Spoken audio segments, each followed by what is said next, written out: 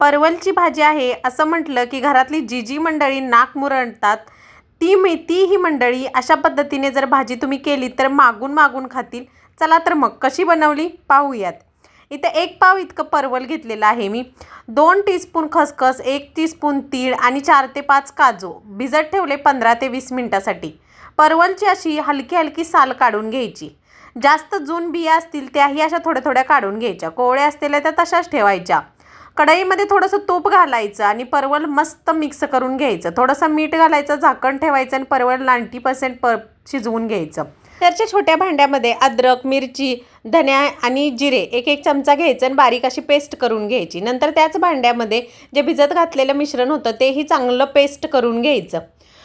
आता परवल ही आपलं चांगलं शिजलेलं आहे, काढून घ्यायचं आणि त्याच कढईमध्ये अर्धा टीस्पून इतकं तूप ॲड केले.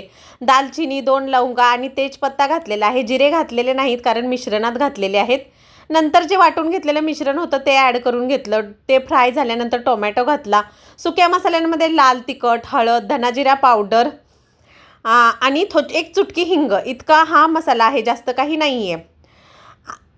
हे सगळं भाजून झाल्यानंतर आपण जी पेस्ट करून घेतली होती तीही ॲड करून घेतली. चांगलं तूप बाहेर सुटेपर्यंत मस्त असा मसाला भाजून घ्यायचा.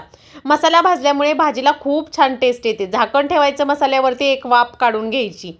परत याच्यामध्ये परवल घालून घ्यायचं, मस्त मिक्स करून घ्यायचं, एकजीव करून घ्यायचं. मीठ चवीपुरतं घालायचं. पहिल्यांदाही मीठ घातलंय, चेक करून घालायचं. नंतर कडकडीत गरम पाणी करून घ्यायचं आणि या परवलमध्ये घालून घ्यायचं. राहिलेलं 10% परवल इथे आपण शिजवून घेणार आहोत. बारीक गॅसवरती 5 मिनटं मस्त भाजी शिजवून घ्यायची. आपलं मस्त टेस्टी असं परवल रेडी आहे. चला प्लेटिंग करून घेऊयात. 1 प्लेट घेतले, त्याच्यामध्ये गरमागरम असं परवल घ्यायचं, चपाती घ्यायची आणि खायचं. रेसिपी आवडली तर लाईक, शेअर, सबस्क्राईब जरूर करायचं.